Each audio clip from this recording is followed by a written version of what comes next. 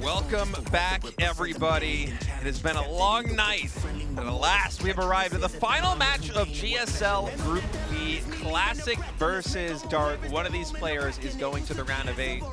One of them is going home. Imagine if we get 2 Protoss advances. Imagine. Oh, Imagine. I can't. Just think about it's it. It's beyond the Take a second. scope. Just think. Imagine how amazing that would be. Beyond the scope oh my God, of my imagination. Cool. But really, I mean, Stats and Classic, they have both shown up today. Stats had some incredible PBZ against Dark earlier. I know Classic was in the wings watching that play out. The thing is, Stats did kind of play his own unique style, really heavily leaning on the mothership, playing a lot of late games.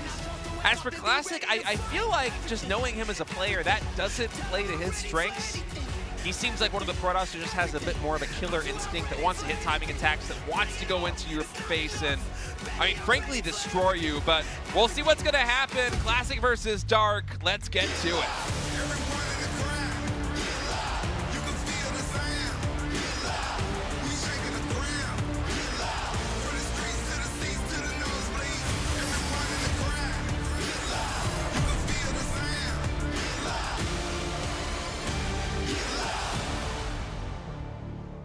Classic already defeating Bunny. We're falling to Stats in the winners match, going up against Dark, who so far in this GSL hasn't won a match against Protoss, Gemini. Sample size of 1, but Protoss is broken, nerf it! Get the balance council on the phone. We need to solve this problem of Protoss winning a game. I like it though. This is refreshing. No, I agree. I love it. It's absolutely incredible. Give me more, please. Give me 2 Protosses. Not biased at all. This is the least biased casting you've ever heard of your life, all right? I absolutely am not biased in any way. But if Dark bows out here in 0-2 fashion, I would love it. It would be unbelievable. I mean, the fact that Dark came so close, even in that final match against Bunny, the fact that, I mean, Bunny had amassed an army of like 170, 180 army supply, and Dark was still able to finagle his way out of that situation without infestors too. It's a great word. He's a magician, really, but we'll see what tricks Classic has up his sleeve. So far, relatively standard opening here for Classic. He did not go for the hatch block there on the natural, so Dark is able to take it safely here on Alcyone. Instead, Classic opting for a little bit more of a macro approach, had a bit more time mining minerals with that probe, went for the Gateway Scout. Yeah, we'll see what goes on. Obviously, we have to wait for that Cyber to finish, as always, to really know what's going and cooking in the Protoss book. But, yeah, I mean, as memes aside, I mean, losing Dark this early as well would also just be kind of tragic. I mean, especially getting recently signed by Talon Esports, it's really cool just to see all these new orgs coming in as well, right? So they obviously want him to perform very well, and I mean, I was in that little intro video of his. Oh yeah, you were. That's right. It was very fun doing that. It was actually hilarious to do all that with Tasis and Ziggy and all them. But you know, it would be kind of tragic for him to bow out so early here. So I mean, as much as it would be cool to have another Protoss go through it, I mean, losing Dark this early is definitely you know. I'm joking when I said I want the 2 Protoss a little bit. You don't but have to explain yourself to me. I kind of want it, but I mean, Dark is I'm a Dark fan at this point. He plays so well. I think instead of looking at the glass half empty, we could be happy with either player advancing, because Dark in any round of 8 is exceptional. But for Classic to kind of have a resurgence here and to, you know, hypothetically beat Bunny and then also beat Dark to advance, it would be a great storyline. So for Classic now, Stargate, about as quick as you can get it without being really greedy with your probe scouting, starting that thing up right around 304, 305 seconds. Should be setting that Oracle cross map, or actually, perhaps just going for this Overlord first. And the way that he is setting up in terms of macro, I would be surprised if he didn't throw down a very early 3rd Nexus here. Yeah, it could be the case. He does kind of like throwing that out every now and then. That's definitely true. I wonder if he'll actually use that Oracle to kill off the Overlord on the perch there. Sometimes people like to go for that. He already really rallied for it. Will he reveal the Oracle to the... Yes, he will. I guess he will go ahead and just do that. Do you know, actually, I just did that strategically. There's actually a Reddit thread as these lings start to get in here. There's actually a Reddit thread saying that the way casters say revelate Stalker's dead. What? Overlord lives. Oh my god. I don't care about Reddit, Gemini. No one likes Reddit. This is what you wanted, Reddit person. You wanted me to say the thing, and then it makes me. Oh my god! This gonna is get the crazy. third as well. This almost feels game ending. my Obviously, God. it's going to continue on from here, but Dark just did a jiu-jitsu move on Classic. He baited him with the Overlord, intentional or not. He made a kind of an awkward amount of lings. I think it might have been 6 or 8 lings very early on in the stage of the game where you generally wouldn't at this level. And the Oracle was chasing the Overlord, trying to get vision there for the Stalker, and then it chased the ones that went to the main base, leaving the Stalker wide open in the linear third to get surrounded by lings. That's your first gateway unit dead. The Overlord survived. It's going to come back and scout you later. Even more lings are coming in now. This attack will get repelled, but the whole crux of this build is getting an Oracle out.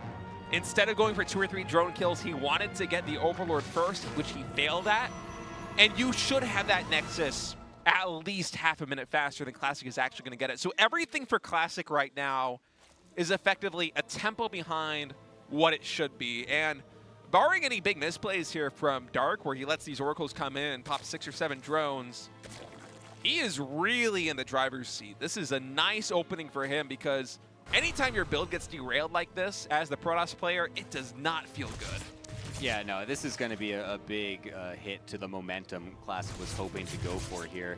I mean, he's going to try to send a couple random adepts over into the natural, and Dark not quite prepared, but does have those lings nicely positioned. Goodness. Nicely done. Jumps right on top of them, forces the recall out. Does still have those 2 Oracles, but still not really anything to get done there. 1 drone gets picked off there by that double Oracle hit squad. This is, yeah, I mean, Classic is not finding anything after taking that pretty decent early game damage. No, and those are 6 Adepts are units that you build to defend the third, and then you want to pair them up with the Oracles coming in on another expansion. You want to get damage done with the Adepts, even if it's just trading them out for lings cost effectively, picking up a couple drones, forcing your Zerg opponent to lose some idle time, and potentially creating it open for the Oracles. And none of that really got done. It isn't necessarily a disaster here for Classic because, yes, they were recalled and they survived, but those are 6 units that are not going to scale very well in the remainder of this game, especially with Dark already going into Roaches and a Hydralisk den, and even an Oracle is going to fall here. Oh man, Classic just not with the start he was hoping for in this game. Yeah, things are just kind of falling apart here and there a little bit. I mean, it's not over by any means, but it's not been a smooth ride. He's also going Robo Bay behind this with Colossus very quickly, which is quite interesting, doing it even before he had his Twilight finish to start setting up Blink and all that, and even going straight into a Fleet Peak and another Stargate as well. Very interesting style. I mean, you were saying before that Classic's the guy that's going to do a very Killer Instinct blow and just kill the Zerg, but here he's just going ahead and trying to sit back as much as possible, going to try and tech up to the farthest reaches of the Protoss tech as early as humanly possible here, it seems. And I mean, this could be a really long game. That's like the stuff of nightmares there for an Oracle. You go in to try and kill a drone and there's like 7 queens waiting in the mineral line. If they made horror films for Oracles, that would be like one of the key moments there is, I mean, Classic, I think part of it, Gemini, goes back to, Dark actually hasn't scouted this at all. I was not aware of that, but part of this goes back to just how much tempo he lost in the early game. The third Nexus was delayed significantly. The 6 Oracles, or not 6 Oracles, the 6 Adepts with the Oracles got nothing done. And so Classic, you know, a Twilight Council is kind of the structure that you make where it's like, you know what, this is going to give my gateway units a lot more capability. It's going to allow me to be mobile. It's going to allow me to threaten on the map, take some map control away from the Zerg, and potentially posture a little bit. And Classic going quickly into Colossi and into Double Stargate like this makes me think that him, after losing that tempo, was basically like, you know what, I am going to slow it down. Tempo is not my strength right now. I'm just going to be as greedy as possible tech-wise and just try to slowly build up, because if you can eventually get to the kind of position where you are maxed and your opponent is maxed, then suddenly that early game doesn't matter too much anymore. It only really matters if you actually start to battle it out there for the mid game or for map control. Yeah, no, I absolutely love what you're saying with that. That's absolutely true. It's like you get a reset almost if you can get to that maxed out state. And even if you might not have the bank that your opponent does or anything, but you at least are in the position to fight for that later on into the game. You have your maxed army, you still have a longevity into the game, so it does really kind of reset some things once you get to that state. So yeah, trying to just hunker down and get there as soon as you can and really just stall it out is definitely the play here for Classic. I mean, so far it's been working out. I mean, Dark is not fully maxed himself yet and is still kind of getting some of his tech developed with the extra lurkers, getting Vipers out and whatnot. So he's getting ready to really start to spread out himself as well, just using these lane counterattacks here and there to deny any extra bases and whatnot. But yeah, we'll see if Dark wants to just go across the map once all these lurkers start to come into play. And with these rocks getting destroyed, it looks like he wants to try to take this pivotal moment to go in between these two bases up on this high ground. Oh, with the Nidus in the back as well, it could be huge. Oh, Nidus in the main base.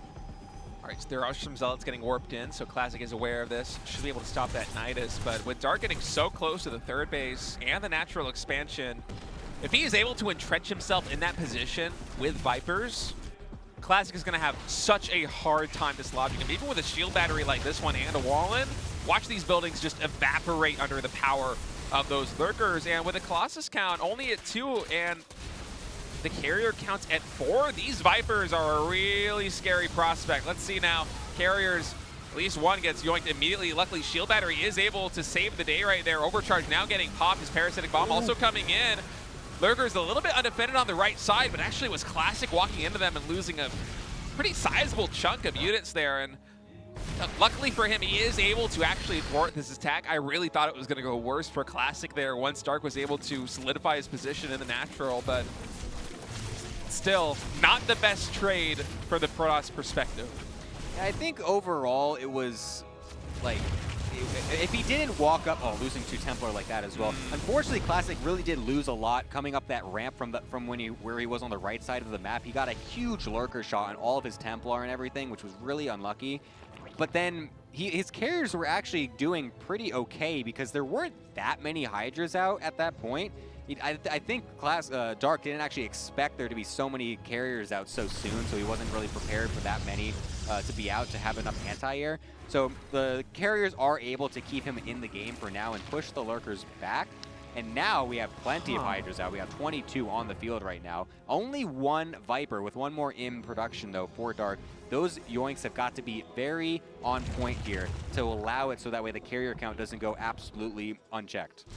I'm actually surprised that Dark is making so many more lurkers in this situation, going all the way up to 14. That's a lot, yeah. It is a lot of lurkers, and for me right now, if I'm looking at this game from Dark's perspective, the fact that we have almost double-digit carriers on the map, that is scary. And by the way, this Warp Prism is the luckiest Warp Prism to have ever Warp Prism because it almost ran into 30 Hydras and just by sheer luck was able to go in a little bit on the inside. But you know, my concern here for Dark is that he's not quite going to have the anti-air if a full-on engagement happens. Now, his army is very good at chipping away at the Protoss army if the abducts are solid. But in the kind of situation where the abducts aren't solid, say the Vipers get feedbacked by the High Templar, then suddenly I feel like he is going to have a hard time hanging with this high-tech, high-upgraded Skytoss fleet. And I think Classic doesn't have a clue this Nidus is about to pop. Also, what is with Dark and having empty Nidus popping in his Protoss opponent's bases? Yeah, he's been doing this so often today. It's so insane. Look, he's even putting a stasis where he's like, oh god, I can't kill this in time. Anything's going to pop out at any second. He just does it with what? Oh my god, that's so sick. Wait. Wow, Dark is so cute with these things. It's so incredible. He's actually going to get all these lurkers out now. Is this? This is going to force a pretty decent response out of Classic here. Yeah, I'm a little confused. If Classic had come back with more, he's Nidusing again. I was thinking the Skytoss was going to be able to take down that Nidus, and then there's nothing to cover for the lurkers. I mean, if the carriers just get in and kill the exit route, that's dead supply. Oh my god, he's not putting them in the lurkers. He's not putting them in the Nidus. He's going to lose all of them. Oh my god, a big misplay from Dark there. Misclicking onto the Nidus doesn't actually get them out. What? Okay. Oh god, that's awful. What I feared came true. And now more lurkers have to be produced now. Lurkers are not, they're not that cheap. Yeah, okay? I mean, look at the bank from Dark. It's completely gone. It's 12 Hydras on the field right now. We almost have more carriers than Hydralisks. It's 11 carriers to 8 Hydras. Now some Corruptors are in production right here, but at 80 drones, Dark is almost maxed out. I don't even know. Do we have Flyer Carapace upgraded? I think we might just be getting level 1 halfway done. And it looks like Classic is working on either +1 or +2. Yeah, it is +2 there.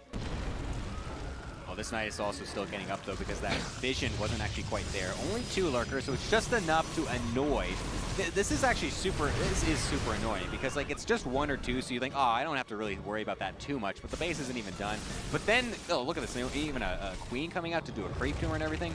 Eventually, something will have to get done with that, and unless he does deal with it, it will actually do a lot of damage.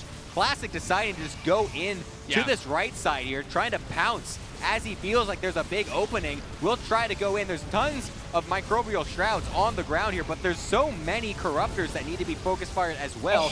Yoink onto the mothership, does get it killed, but these carriers still have not been dealt with just yet. The Templar are actually getting zoned away by the lurkers, finally coming in, being able to storm some of these corruptors, but not the best storms either.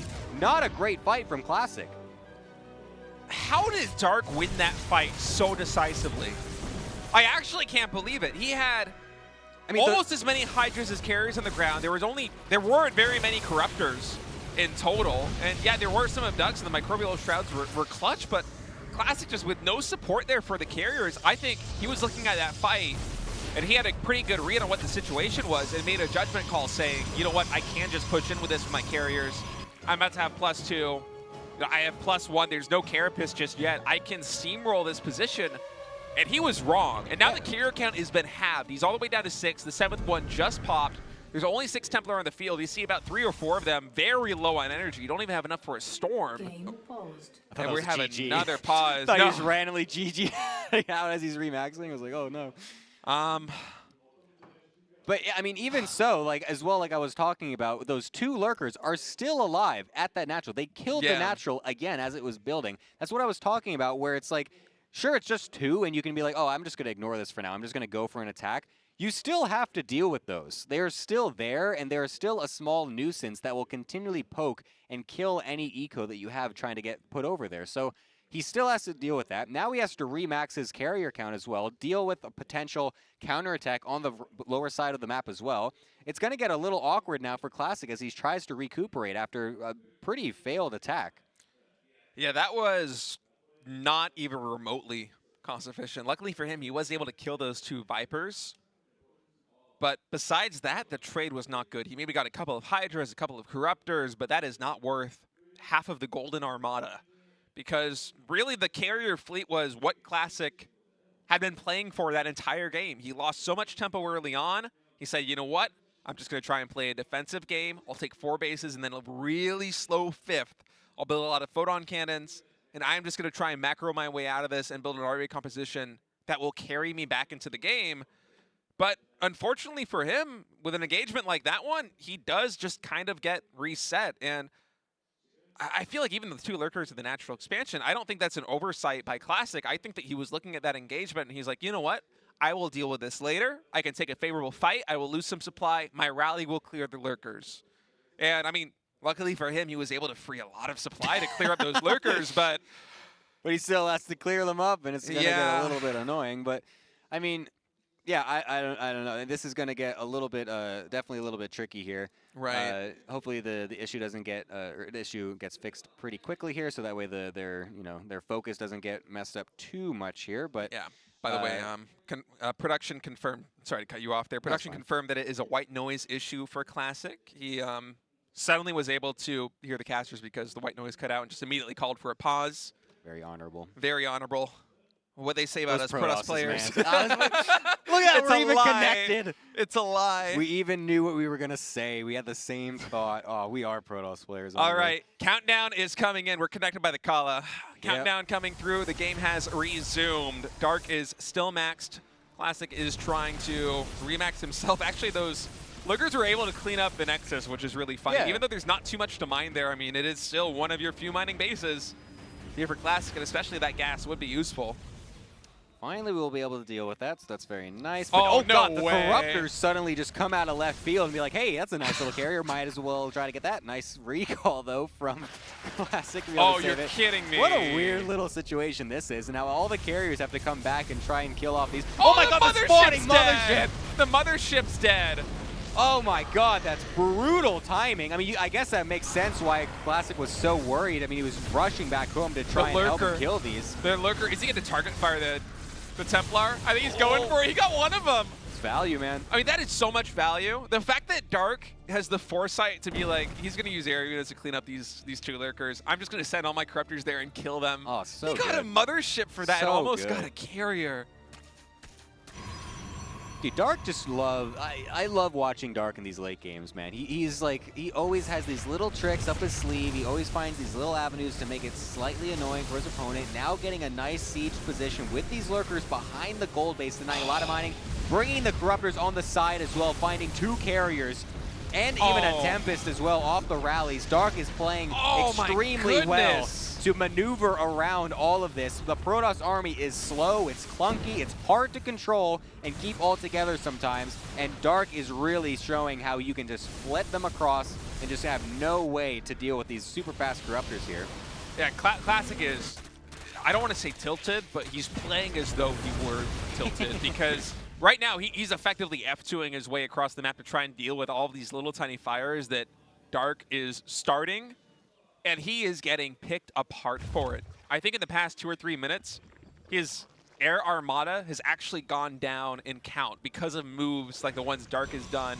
I mean, how many thousands of resources were lost with the Mothership, those 2 or 3 Tempests that got caught out, another carrier that caught out.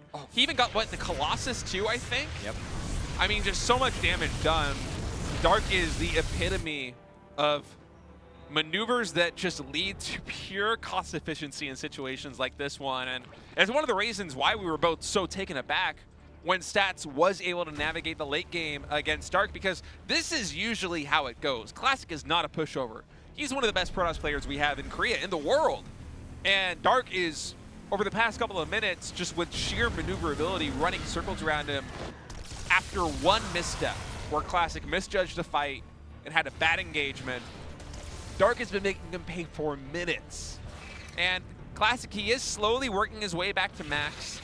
He's retaking the gold base. He is trying to reestablish himself on the map, but if Classic wants to win a game from this position, I feel like it almost has to be an exhaust play with how inefficient he has been. Yeah, I mean, he's got to be able to just hunker down even more. I can't believe that these bait. That is an insane. He's even going to get the probes too. Oh my god, that was, talk about efficiency, man. Yeah. Oh my god, usually Baneling run-bys are some of the most inefficient harass units you could possibly use. Gets all the Static D and then gets all the probes again anyway. What a ridiculous harass squad there. That was incredible. And now, I mean, he does get some storms up onto the Corruptors there, but I mean, wow, what a move by Dark here. Even some Fungals getting some units as they walk across the map here. Dark he thrives in the chaos, man. He is so good in these late game situations. This Protoss army is very formidable on the ground, though. Keep in mind, those Lurkers, their supply, their army value does not really assist, and Dark did get caught out of position. So this base right here should pretty much be forfeit, as should this one in the top. Dark needs to be able to have the Lurkers to zone out the Protoss ground, especially the High Templar, and set up the kind of attacks that he needs, the engagements that he needs. This recall is so good. I love this. The Mothership just finished. I kind of wish he did it a little bit later, though, if the Mothership actually was able to get on top of that base in the right middle side or so, because then he would have been able to just get 3 bases out of nowhere. That would have been an insane play to be able to get that many. I really want Dark to try and take some of these lower bases as well. I kind of wish he, like, once he saw those top 2 bases were going to get killed off, just instantly trying to take the bottom 2 bases away from Classic to try and, you know, just recuperate the losses that he was going to see there. But yeah, unfortunately not taking them just yet, maybe just saving them for later, I guess, because the game will eventually continue on, I guess, here. Wants to see, he does take one eventually here, so that's good. But still trying to make these forward positions here with a Nidus as well to hopefully maybe let the Lurkers escape. No detection! Once again! No detection here for Dark. This was one of his pitfalls in his opening series against Stats, and here it's going to cost him a lot of Lurkers.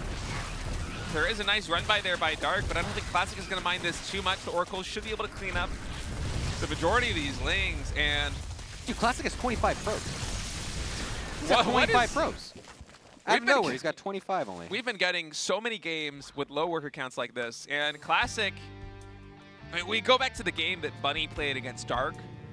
Bunny's army was not very exceptional in terms of its tech, in terms of its upgrades. And of course that was a TVZ, but kind of the math plays out the same. Except for the fact that Classic is building and has finally succeeded in building an army that is very, very hard to stop. This is like a one-punch army. Yeah. This is not the kind of army that you take a favorable trade and then you remax and the game continues on. This is the army that you have an engagement, and if it is a big engagement, you win or you lose the game. Yeah. Oh my God. Revelation Corruptors coming in. Very far forward here. Tries to get one of them. Will be able to do so. Does get some parasitic bombs, getting some good damage, but I mean, carriers kind of eat those anyway. They have a lot of health. It's hard to actually kill them with that, but it will soften a lot of them up for this second fight here, as Classic really looks like he wants to push the issue. He has no economy behind this. He needs to find and engage and actually end this game. If Dark can just wipe this army once, he will win this game. There is nothing in the bank here for Classic to remax an army of this size. Dark has to find some way to completely break this open, get another remax, and find a way to end this game. Classic maneuvering towards the natural expansion. A neural parasite on a carrier brings it in. That's like the bargain bin yoink, man. That's like the Costco package.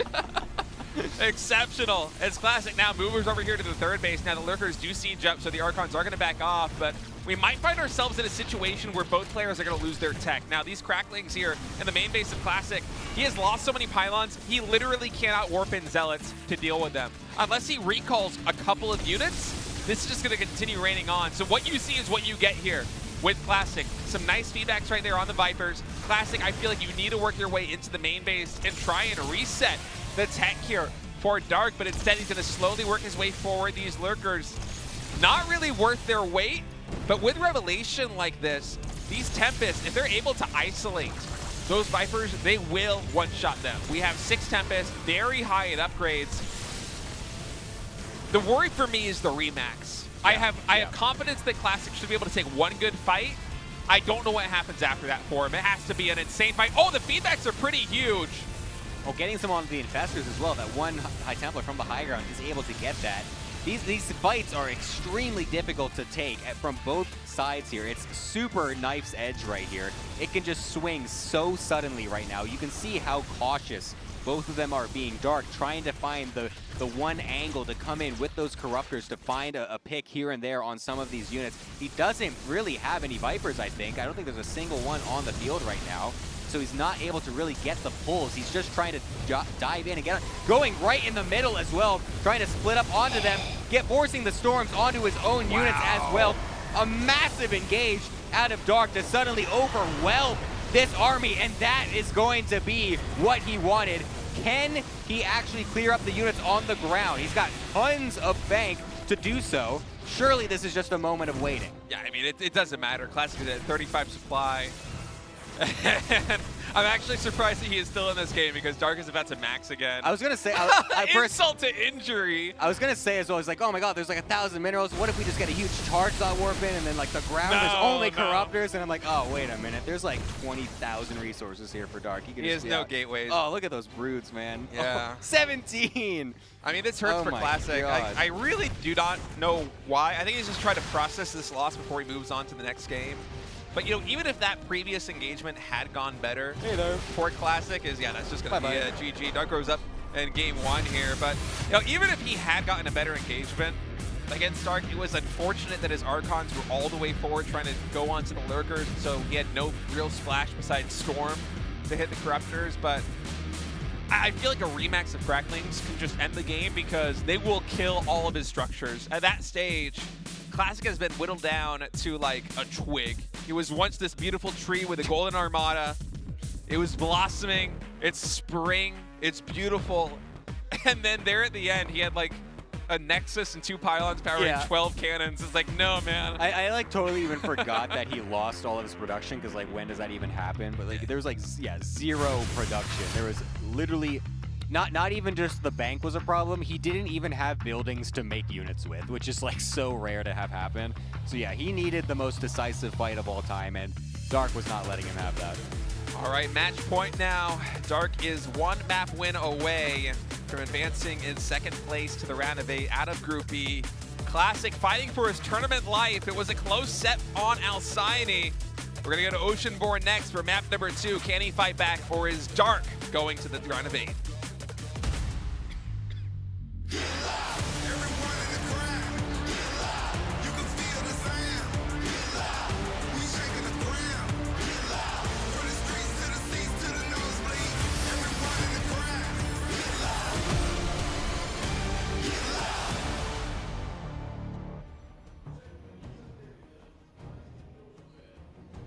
Classic on the bottom right, Dark on the top left.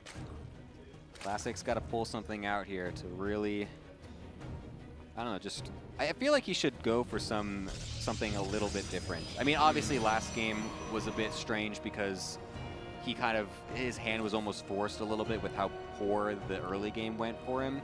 But I have seen him also on this map go for some pretty aggressive styles, going for some like really quick, big charge lot all-ins after like a fake third and stuff like that. So I feel like something like that could really just, like after such a long game, just really just set the tone and be like, okay, no, I'm going to try and go for something pretty early, just really swift, just go right in there and just try to get a really quick win, reset everything, and then just send us right into game number 3.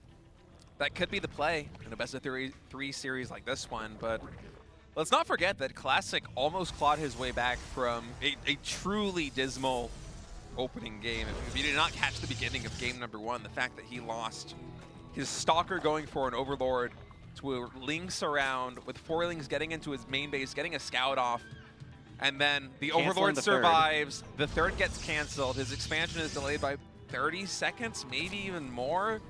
And as you said, his hand was forced by that, but he did a really good job of stabilizing on 4 bases. Now, it is a little bit easier to do that on the previous map as opposed to here on Oceanborn, as the 4th bases you take can be quite wide open. Yeah. Even the one that you take close to the triangle third, I mean, there are a lot of different angles that your Zerg opponent can come from that can just cause a number of problems. So I don't think we can quite have the exact same slow style out of Classic here in game number 2. But I am curious to see what the game plan is going to be. Now, it is going to be a 217 Stargate.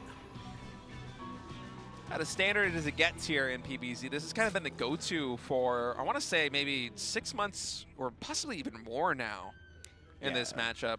Stargates are just so good, man. They're you get scouting, you get harass possibility, you get defensive capabilities. The Twilight openers like really feels like they have just kind of been figured out by Zerg players. They're just much better at understanding when you can have certain amounts of adepts out, how many drones they need to cut to get the perfect defense and everything. So I feel like those types of openers just don't really find their mark as much. You still see some players try to go for them every now and then. I think they're still okay to rotate in here and there. But I mean, Stargate openers have just always kind of been this just very solid rock for the Protoss in this matchup. And I mean, Classic just going for that yet again here. We'll be going for the Oracle. We'll be seeing, like I was saying before, if he goes for the fast third base, we have to take a look at see what his tech follow-up is and what type of buildings he's getting after that, because it could very easily switch into a very fast attack. Even though the third base is there, it might be a bit deceiving. Small number of Lings out on the map again. Going to try and catch down this Adept, but I think that Shade should pop in time for it to survive, and yes, it does with 22 HP, but you know, one of the advantages here for this with Dark is that he is going to delay the third just a little bit, just by a smidge, as that probe is not brave enough to venture forward to throw that Nexus down just yet. And he should be able to, if he controls it correctly or if he wants to, force a little bit of energy out of that Oracle as it's just watching ominously. Don't you dare touch that Nexus. Yeah, I mean, as the Zerg player, the fact that the Oracle is just sitting on the other side of the map and not getting drone damage done is pretty nice in and of itself, especially with how late Dark has been throwing down his Spore Crawlers over the course of really all of his PvZ games. We go back to Dark versus Stats just to kick off tonight, even though it feels like a million years ago. And it's kind of hurting him a little bit. Gets 2 drones there, almost lost 3, but a bit of a misstep from Classic. Gets a lot of damage onto that Oracle. Almost loses it, but will keep it alive, so that's very good that he does keep it. But, I mean, yeah, getting 2 drones, not too bad. Getting a fast Robo as the follow-up with a Forge. Okay, I was going to say, if there's no Forge, then this is going to get really spicy real quick, but that Forge just kind of keep us leveled here. We are kind of trying to go for a mid-game push, it seems like, or just a mid-game game itself.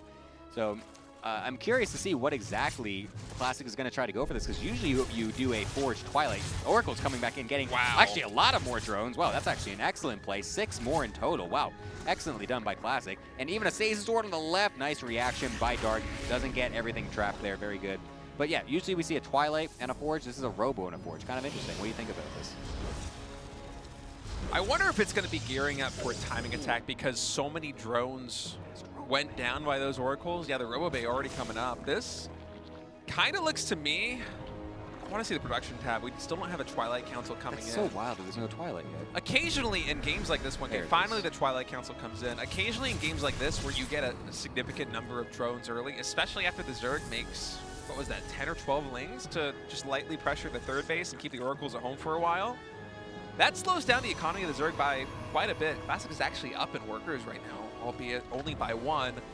And oftentimes this can lead to a timing window where 2 or 3 Colossus hitting before a Hive with Blink Stalkers, with Stasis Wards, can get a lot of damage done because the Zerg army is just stretched a little bit too thin. But instead, we're going to have a Fleet Beacon in the Stargate once more. He's going right back to the game plan from game 1. So maybe that was just the plan all along. I guess so. That early game deficit last game was just like, no, it's like, oh, wow, great. I'm just going to do this anyway. I'm going to sit back and do nothing. Okay. It almost feels like both Classic and Stats kind of have a similar read on how to play this matchup right now. Both players are heavily utilizing the new Mothership.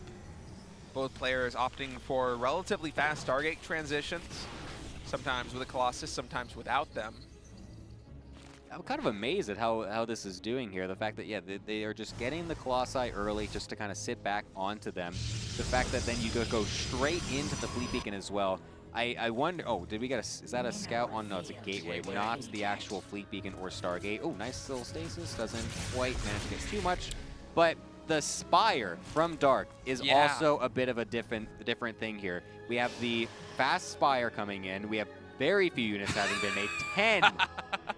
Oh my god, 10 mutas, and now Corruptors. Yeah, this is the clutchest scout of all time. Oh my god. If he went 10 muta into double Stargate with a Fleet Beacon, that might just be game straight up. But instead going into Corruptors like this, that Overseer is worth its weight in gold, I'm telling you. Dang, that was, yeah, you're right. That was like the most clutch timing for that Overseer to come in of all time. Actually, that's ridiculous. Let's think about this really quickly. This might be a response to what Classic is doing. I don't think it's a coincidence that he went for the Overseer scout timing exactly at that moment because, yeah, he did lose some larva with the Mutalisks, but he's about to have 12, maybe 14 Corruptors out on the map in just a second, and there really aren't a lot of Stalkers on the field for Classic. Classic has been making Colossi and Carriers. He has 8 Stalkers and not a lot to support these units that can all get hit by Corruptors. So Dark may be able to come in right now, although the zoning for the Stalkers is excellent. Oh, wow.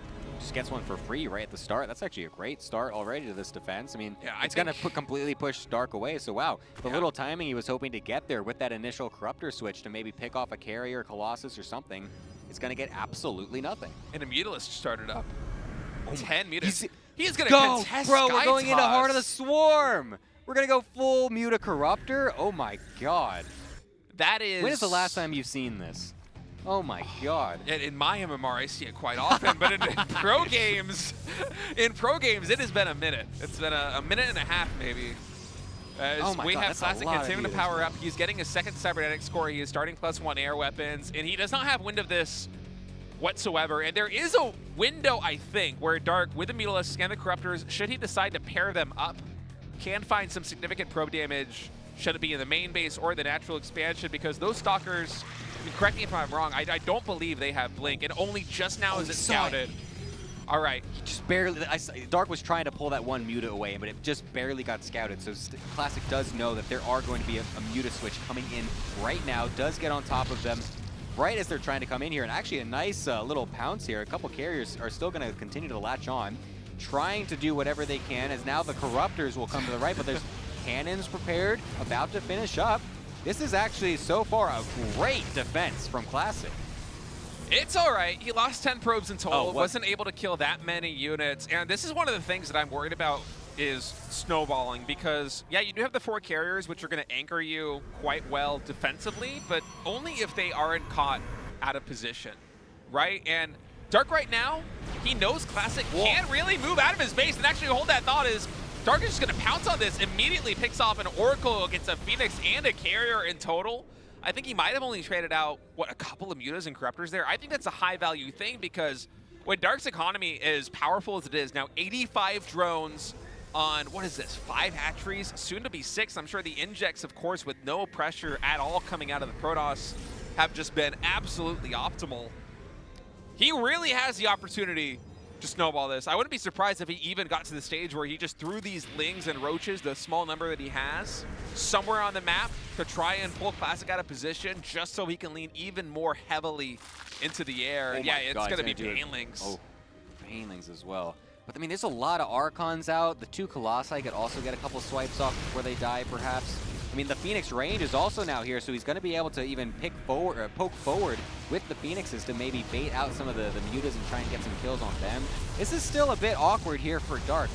I mean, this is actually a great move, being able to just completely dance around this Nexus here. But he's kind of committing himself pretty deep into this part of that. Classic is not actually following the rest of his army, though, so it's only going to be the Phoenix over here.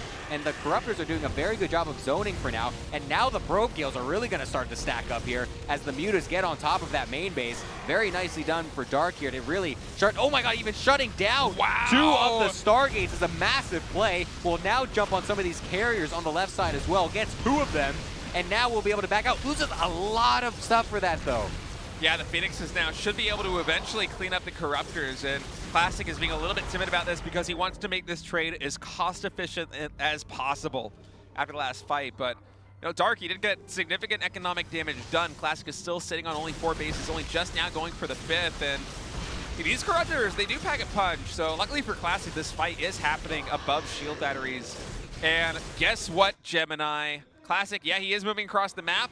Dark, he's going to try and hold on to this with a massive ground switch. No more air. It's going to be mass Roachling, Corruptor, Baneling. Doesn't have enough to actually hold on to this, though. The force fields are huge on the right side. Those Banelings have nowhere to go. They get evaporated by the Colossi. Coming in on the left side are Roaches and Ravagers, but the Archon count is remaining strong. And Dark, I thought his army count was looking pretty scary, but actually Classic with incredible army control is making a real fight of this. I mean, there's still a lot in the production from Dark, though, that could help and still swing this towards his favor. But now, I mean, Classic is still getting... Oh my god, he's catching some of the reinforcements as they come out. Classic on the back end of that fight really did. It looked like for a second he was starting to get spread thin a little bit. The Prism also is no longer here, and the reinforcements aren't able to come in, but the units still are here for Classic. So many of those Phoenix still coming in clutch, even after all the Mutas and Corruptors are gone, lifting up the Queens, lifting up the Roaches and Lings, anything they can to help to swing this towards his favor. And now the army supplies are getting dangerously close here again, and that is always going to favor a Protoss when it gets to these lower unit counts. In a moment, I think Classic is about to have 3 more carriers pop, as well as some more upgrades come in, and I think that is the reason why he is being a little bit more timid at the moment. He knows he has this game in a relatively good position. Oh my goodness, is there no anti-air here? It's just 1 Corruptor. He can pick off several of these Ravagers. Overlord going to go down as well. And look at Dark's bank. He really doesn't have much more. And also, he is so up against the ropes in terms of production. He can't stop pumping the gas pedal on these units, but he is stuck on a composition that is not going to scale well at all. He's making more Corruptors into this, and they keep getting picked off 1 by 1. Oh my god. He doesn't have a single Queen? I'm watching Rotterdam play right now. Oh my god, these Phoenixes are going absolutely massive right now. There's 0 anti-air. He can't keep a single Corruptor alive for the life of him to deal with these Phoenixes, and now they're just picking up Ravagers 1 by 1 by 1. The micro has been exceptional as well, dodging the bios, canceling the Phoenix lifts just in time to move them back around and pick up yet another one. I mean, this is just excellent out of Classic, and on the back end, he's just making more carriers. The thing that has 0 answer to them at this point from Dark. I mean, this game just took a turn so quickly. Classic had the most clutch army control. Those force fields were pristine on the right side. And that basically set him up for all of this. You know, if he lost his ground army, then suddenly the Phoenix are not going to be doing quite as well because Dark can actually just scatter across the map and get counter damage done. But because Classic's standing army is so great, and he's even compounding the defense with all this static D, Dark really doesn't have an opportunity to move out on the map, and so he is just getting picked apart by all of these Phoenix. It almost feels like we're watching a chess game. I mean, Classic has basically mated him. I don't know what Dark does from this position. He's trying to make ultras because I guess Phoenix can't lift them up, but they also They don't should hit. be able to, by the way, if you have enough. You like group them all together and just as one lift the Ultra into the sky here. But I mean, now we have a massive Ling Bane attack going on this bottom side. That's definitely going to get some damage done. But the problem is that this army is just unbelievably large. So many carriers in this as well. The Ultras are actually doing a great job of thinning out this ground force. So that actually is going way better for Dark than I expected. But how do you kill these carriers? There's nothing. You have Ravager Biles and that's it. Where are the Corruptors? They're all dead or in production. This counterattack is doing great though. This Ling counterattack has not been dealt with. So if this does, oh my God, two Colossi out of nowhere. Where did these come? Where did he recall those? Yeah, he recalled the two Colossi. God, excellently done. Wow. There's no counter to these carriers. I mean, there's only a handful of Corruptors coming out. GG is called. We are going to a Game 3 as Dark really went back to the heart of the swarm, was it? Yeah. We saw Corruptor, Muta against 2 or 3 Stargate with Fleet Beacon, and there's a reason why you don't usually see that. Yeah, I think so. And this is, you know, kind of an excellent example of it. Dark, I have to say, he did an excellent job maneuvering the Corruptors and the Mutas. He was kind of taking advantage of the fact that the carriers are very immobile, and the gateway count there for his opponent was relatively high, so he couldn't really track them. A lot of probes fell in the main base at multiple points. The Stargates were unpowered, but at the end of the day, once those armies actually collide, generally the Protoss Air wins, unless the Zerg has significant numbers of spellcasters, which Dark did not. He was very heavily committed to that composition, so as soon as he loses the air, and as soon as Classic came through with those absolutely clutch force fields, I mean, that was like 25 plus Bailings potentially neutralized on the right side. I think if those Bailings get the money shot on the rest of the Protoss army, there is a chance that Dark can somehow scramble back in the game. But the fact that the control was so clean from Classic, I mean, there was no longer any answer. We saw the Phoenix lift up and kill something like, what, more than a dozen Ravagers? All of the Queens. At one point, there were no Queens on the map. The Corruptors were getting picked off one by one. The Protoss players have been stepping up their game. Oh, yeah. I must say. This group has been excellent. You are feasting if you are a Protoss player today, because these games have been very good. I mean, the micro decisions have been great. Like you said, that force field wall was pristine, just absolutely perfect. I mean, just the defense from Classic as well. At first, the Muta Corruptor, it's similar to Swarm Host in that way, where you really need to start to snowball it quickly as the Zerg player, because if you don't get those first couple waves of damage done, then it actually becomes extremely easy for the Pro. Well, not extremely, I guess, but it becomes much easier, because you get the cannon set up, you get the shield battery set up, and then you just need one big fight, which is what Classic got in that little bottom corner, where Dark overextended with the Muta Corruptor. And then that's when it really started to swing for him. Classic versus Dark here in the final match of Group B. It's all going to come down to Site Delta. Is Classic the underdog going to upset Dark and advance into the round of 8? Or is Dark going to fight back? It has been an incredibly close series, an incredibly close day. Almost every single series has gone to Game 3. Only Stats versus Classic didn't. And we have been here, what, like 5 hours? These players are tired. We're tired. Endurance is getting tested to its limit here. This almost doesn't feel like a GSL. It feels like a weekend tournament with it. Like the endurance just really being turned out to the max. And you know, I wonder, is Classic going to whip out something special? Is he going to come up with some clever trick, or is he going to go back to the tried and true, that slow play with double Stargate Carrier, and just try and beat Dark at his own game?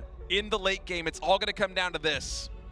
Yeah, I'm very curious to see what's going to come out here. Part of me still wants to see Classic go for some really quick 1-2 punch in the early game, or perhaps even just, like you said, just stick with the normal, stick with what's been working. Let's see how it goes. Game 3.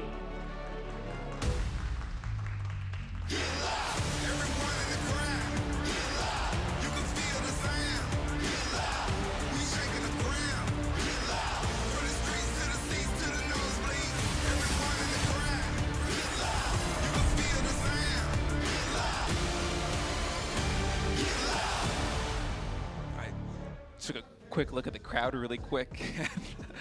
I've never actually seen it been out like this at the end of the day because everyone is scrambling to get the last train home. I looked at the last train times even like 2 breaks ago, and I was like, no, there's no way I'm catching that. It's a taxi for me for sure. Like, yeah, it's been a marathon, but I mean, I would not have it any other way. This day of GSL has absolutely delivered so much, and Classic barely gonna miss the block on the 16 hatch there. Comes now into the main base, but really, what a series we have been treated to.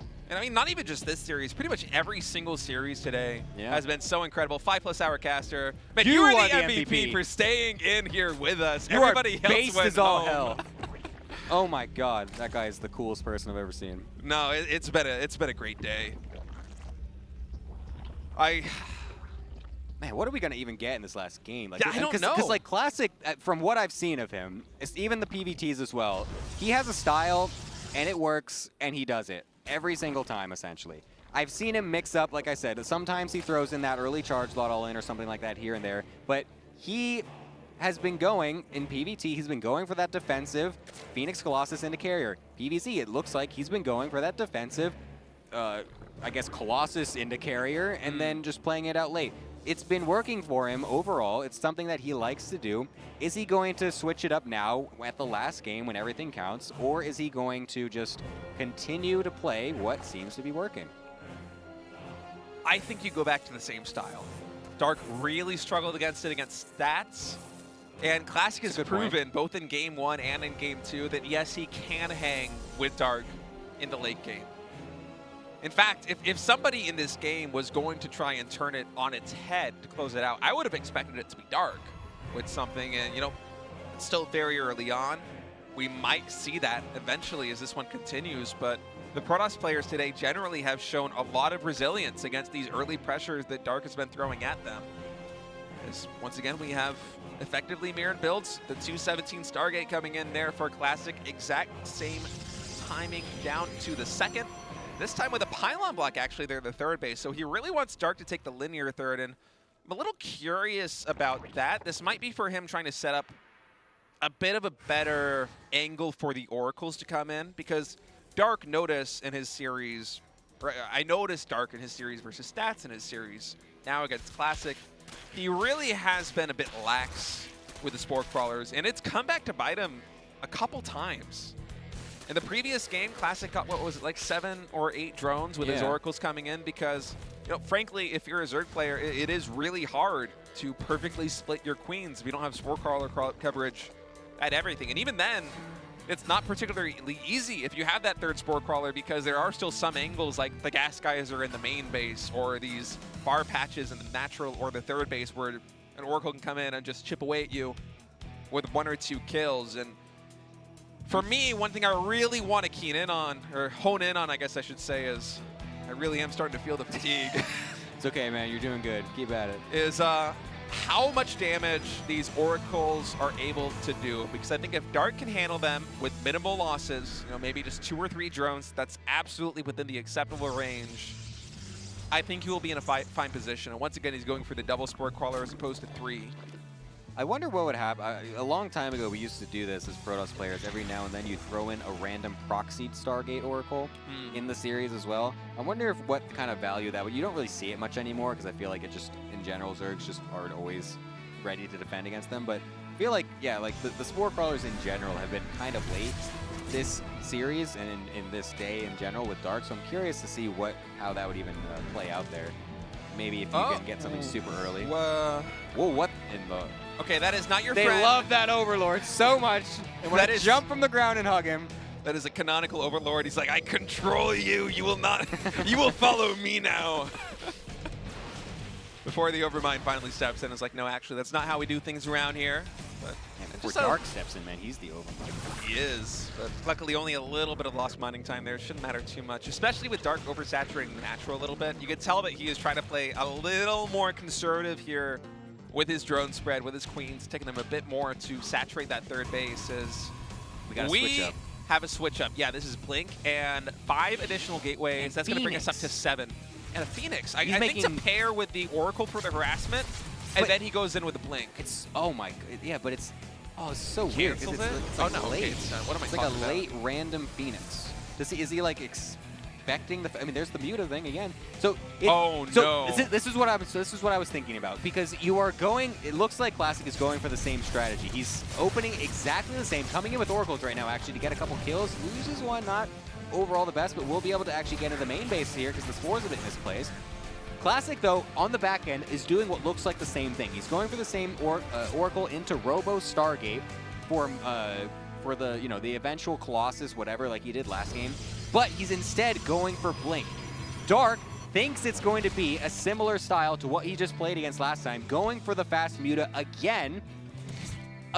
This is actually very difficult now for Dark because Classic is aiming to go for a big punch with this Blink. I love this adjustment out of Classic.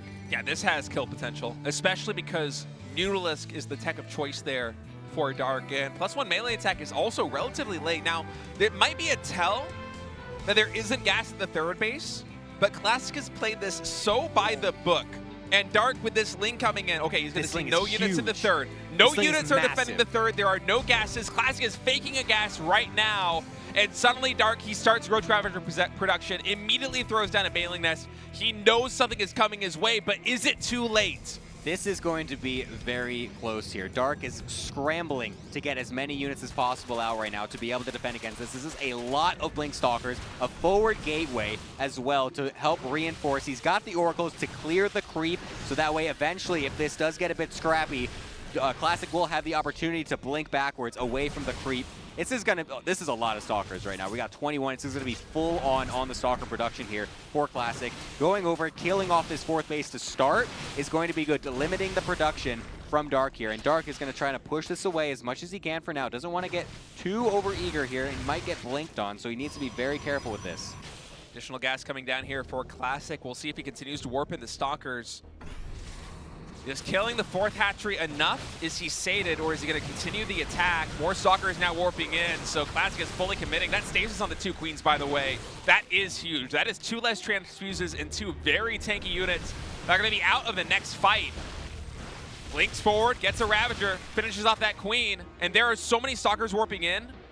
And one thing that Classic did, again, right there, just a little bit of a mind game, is he waited to show his hand that he warped in another round of Stalkers. So he's trying everything in his power to just throw Dark a little bit off his game. And now Gemini, the big push coming from the center. There's not a lot of Link support for the Ravagers. He blinks forward. More Vials now coming down, are going to scatter across the front Stalkers, but the Ravagers have been almost completely cleaned up. How many Links do we have reinforcing? Another blink on top of the Queens, on top of the Ravagers. The anti-air is almost out. The Oracles are now coming back as the Lings retreat. And look at the surface area. It's drones getting pulled. It's Lings. Classic is getting so much done right now. I mean, this has been an absolutely decisive moment for Classic, seeing that all the Lings were on the counterattack, all the Ravagers completely naked from any other type of defense. Blinks right on top of them, gets absolutely all of them, and now he's got free reign over on this third base. All of the tech is out over here. The upgrade is here as well. This is so much damage that can come out.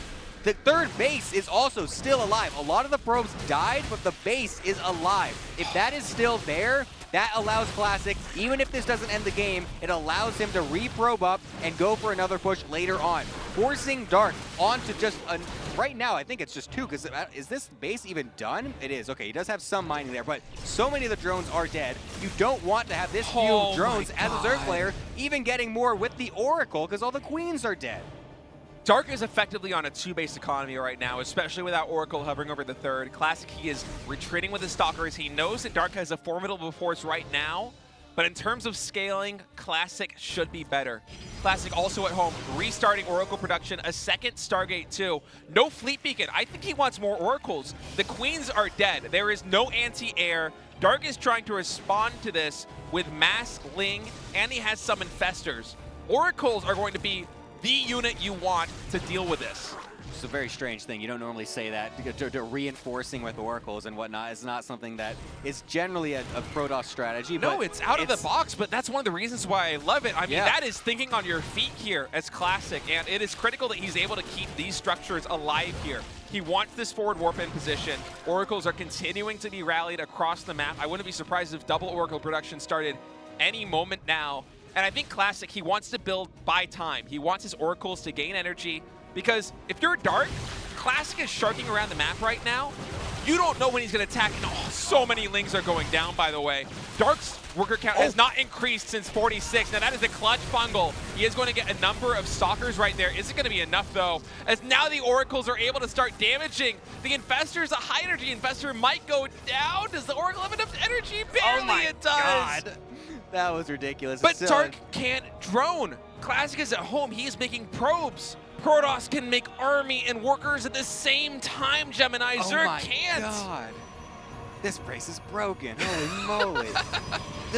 The Oracle count is going to be so sick. This is actually so... You were right. This is so smart of a transition. They are going to shred the ground.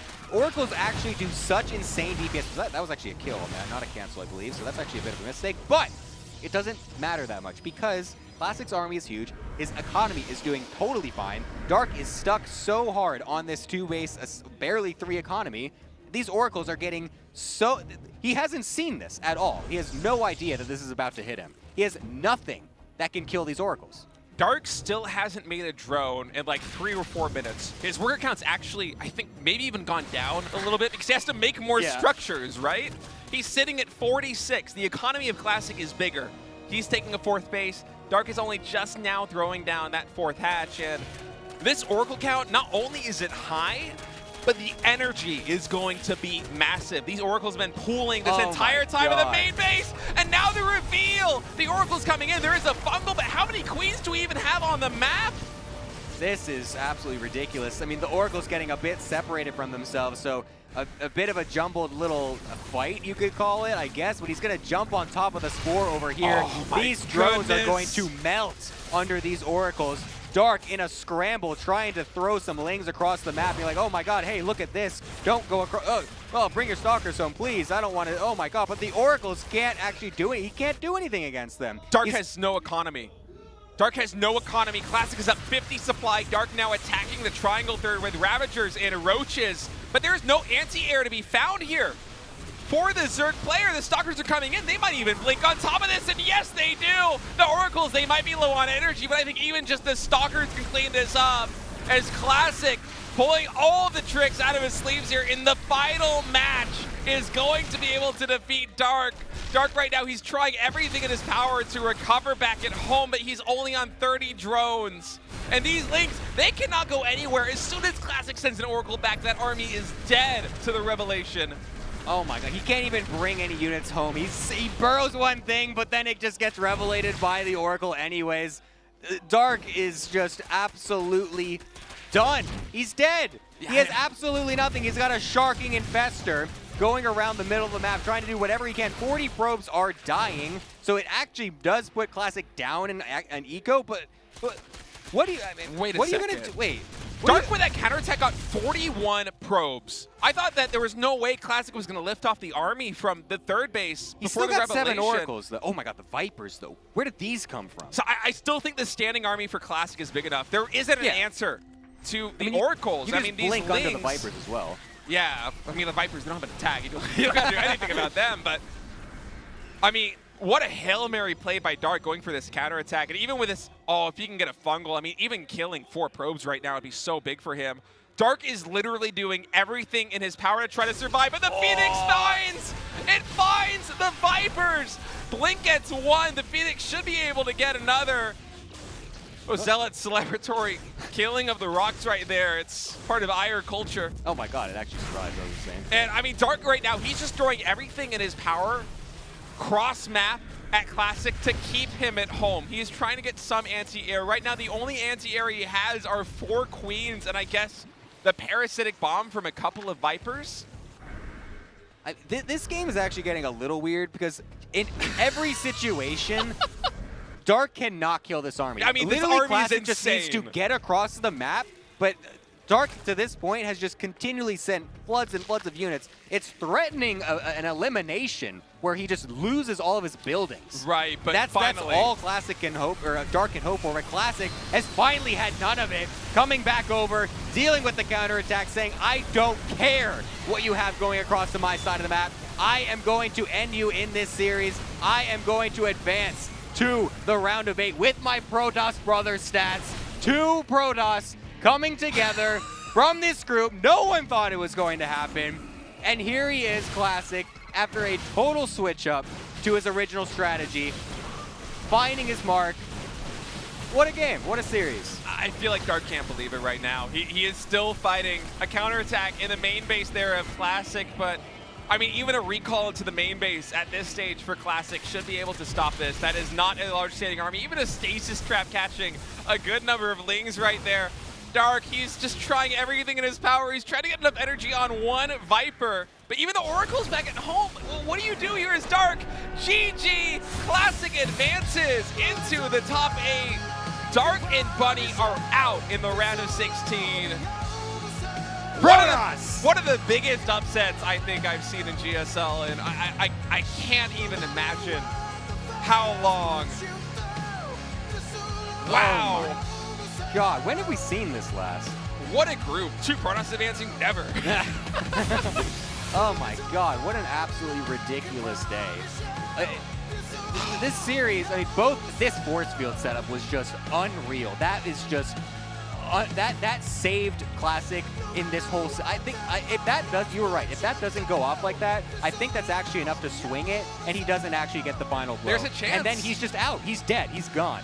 There is a chance. I mean, at the very least, I think Dark could have swung that into a counterattack and have time to build an army that's actually capable back at home. And what an unbelievable series. I mean, from start to finish, today has been so good. One of the best days of GSL that I can recall. One of the best days of StarCraft this year, I think. Wow. I mean, Katowice was great, but I mean, oh my God, talk about the GSL round of 16 Group B, man. Oh my goodness. Sorry, Tasteless, but Gemini's the lucky charm. Yeah, I mean, just keep bringing me back. We'll keep blessing you with crazy games. Sure, we get a tech pause here and there, but man, the games deliver. He gives and he takes. All right, let's hear from Classic. So that was an incredibly tough series. Every match was hard, especially the final game there against Dark. There were so many moments where the game felt like it was teetering on the edge.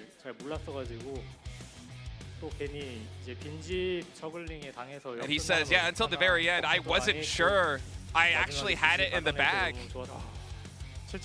Dark was really aggressive. I felt like I was on the back foot. But when I realized how desperate he was with the counterattacks, I knew I had the game won.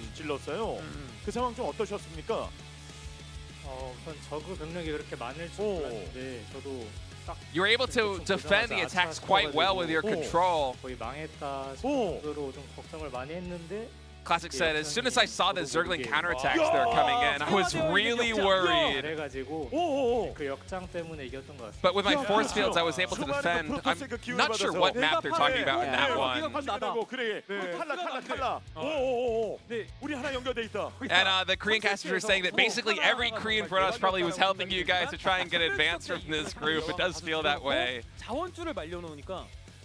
The third set, there were a lot of critical moments. And at last in the final game, you were able to kill all of the queens, and you started building those oracles up. Have you been in that situation before, or was this something that happened just completely on the fly? Spontaneously, I just thought, this is what I need to do. This is going to work against what my opponent has, and the Oracles absolutely did their job. So you made it to the quarterfinals, and there are so many Protoss fans and Classic fans that are happy. Do you want to give any shout-outs to your fans here? He gives the most Korean answer. He says, I wasn't satisfied with my performance, but I should have won more. Classic says, last time I was eliminated in the semifinals in a very close match. I'm going to do my best to try and advance even further this time, and I mean, you heard it from him. Classic isn't satisfied beating Bunny and beating Dark. He wants more, and if he can continue to play at this level, I don't know, man. I'm not sure who can stop him. Maybe only stats based on this apparently data. The other Protoss player.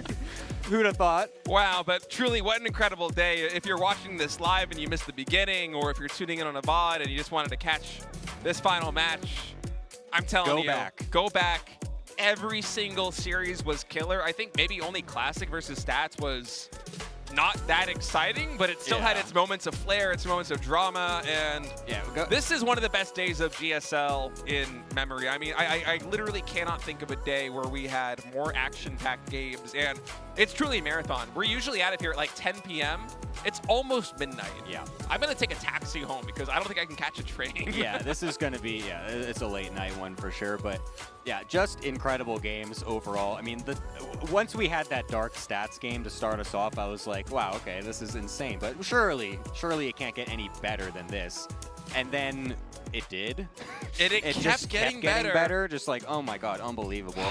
Next week, though, as well, we do have another group. Group B is all done here, but Group C will be happening next week at the same time. Gumiho, Nightmare Beyond Creator. That's also a pretty decent group. I do like some of those players in there. Creators are pretty good. Can we get 4 Protosses advancing? Calm down, Can Gemini. it happen? Calm down. Bring me back and I'll make it happen. Group C is going to be a lot of fun. I feel like we'll get a really big deep dive into the TVP matchup, which should be... it should be great, but I don't know if any day of GSL, except maybe Finals Day, is going to be able to top what we witnessed right here. I mean, you did an excellent job, Gemini. This was a marathon. You showed no signs of fatigue. You're clearly much more youthful than I am. You're probably a lot healthier, too. I am exhausted. I bet a lot of people watching at home, and I'm sure a lot of the fans here watching live are exhausted. If you're watching live or if you want to watch live next week, make sure you get those tickets. I believe they go on sale tomorrow, 5:30 p.m. KST. Get them early if you can. I mean, it's the round of 16, so it usually doesn't fill up, but, you know, better to get them early than to get them late, you know? Play it safe. The early bird does get the worm, as we usually say. True. And that is also the case for GSL tickets, so be sure to do that. But yeah, an incredible day. It was absolutely amazing. It was an absolute honor to be here, to be able to cast 2 Protoss. Oh, it's so good to have you. You are a lucky charm. I can't believe it. All right, guys, that's going to be it for us today. Thank you so much for tuning in. We hope you enjoyed it as much as we did. We'll see you next time. Good night.